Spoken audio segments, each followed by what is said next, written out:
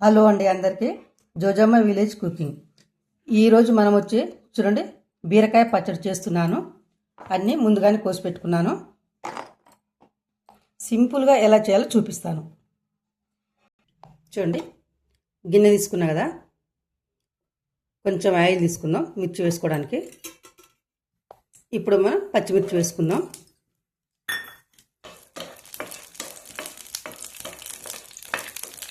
మంచిగా దోరగా వేయించుకుందాం. ఇప్పుడు మనం 1 స్పూన్నర ధనియాలు వేసుకుందాం. ఈ ధనియాలు వేస్తే చాలా టేస్టీగా ఉంటుంది.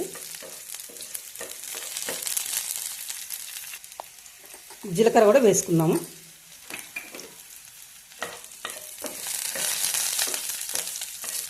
ఇప్పుడు నువ్వులు వేసుకుందాం లాస్ట్లో, ఎందుకంటే నువ్వులు త్వరగా ఏగుతాయి, చిటపట్లాడతాయి కాబట్టి చివర్లో వేసుకుందాం.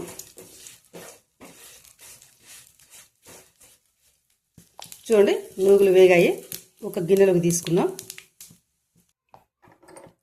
నూగులు మిర్చి తీసేసుకున్నాం కదా, ఇప్పుడు మళ్ళీ ఆయిల్ వేసుకుందాం ఇదే గిన్నెలో. ఇప్పుడు బీరకాయ ముక్కలు వేసుకుందాం. మంచిగా మగనిద్దాం. ఇప్పుడు మనం పెద్ద టమాటా కట్ చేసుకున్నాను. మన ఇష్టం, టమాటా వేసుకోవచ్చు, వేసుకోకుండానే ఉండొచ్చు. ఎలాగో 2 రెబ్బలు చింతపండు వేసుకుంటాం కాబట్టి కొంచెం కొత్తిమీర వేస్తున్నాను. ఇప్పుడు కొత్తిమీర వేస్తే పచ్చడి మాత్రం సూపర్గా ఉంటుంది. సింపుల్ అండి ఈ పచ్చడి, కానీ బాగుంటుంది.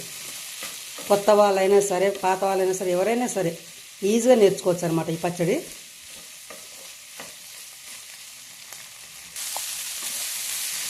చూడండి బీరకాయ టమాటా మగ్గింది. ఇప్పుడు దీన్ని చల్లారబెట్టుకుందాం కాసేపు. ఈలోపు మనం ఇందాక వేయించుకున్న నువ్వులు మిర్చి ఉన్నాయి కదా, అవి మిక్సీ పెట్టుకుందాం. ఇప్పుడు మనం చూడండి మిక్సీలో వేసుకుందాం. కొంచెం చింతపండు కడిగాను, వేసుకుందాం 2 రెబ్బలు, ఎక్కువ అవద్దు. ఉప్పు, పొట్టు తీసుకున్న ఎల్లిపాయలు కూడా ఇప్పుడే వేసుకుందాం, ఎందుకంటే మిక్సీలో వేస్తున్నాం కదా, చాలా బాగా వస్తాయి. ఇప్పుడు మిక్సీ పట్టుకుందాం. చూడండి మిక్సీ పట్టుకున్నాం కదా, కొంచెం బర్క్నే పట్టాను, మరి పేస్ట్ లాగా కాకుండా. ఇప్పుడు ఈ బీరకాయ ముక్కలు కూడా వేసుకుందాం. మరి పేస్ట్ లాగా పట్టుకోవద్దు బీరకాయ కూడా. చూడండి ఇలా పట్టుకోవాలి, బర్కుగా. ఇలా ఉంటేనే టేస్ట్ సూపర్గా ఉంటుంది. ఇప్పుడు అదే ప్యాన్లో కొద్దిగా ఆయిల్ తీసుకుందాం. ఇప్పుడు మనం ఆవాలు, జీలకర్ర, మినపప్పు వేసుకుందాం తాలింపులో.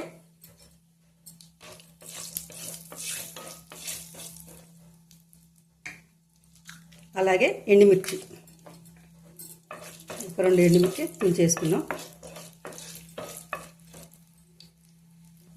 తాలింపు మాత్రం దోరగా అవ్వాలి, మరి పచ్చిగా ఉండకూడదు, మరి మాడిపోకూడదు.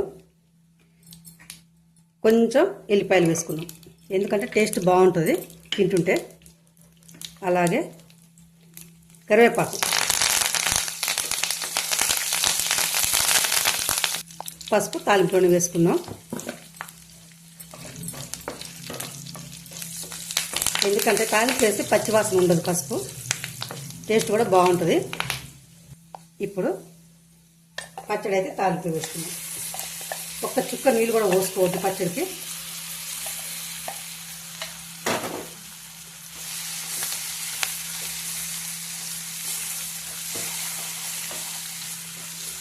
గుమగుమలాడుతుంది కిచెన్ మొత్తం ఈ వాసనకి.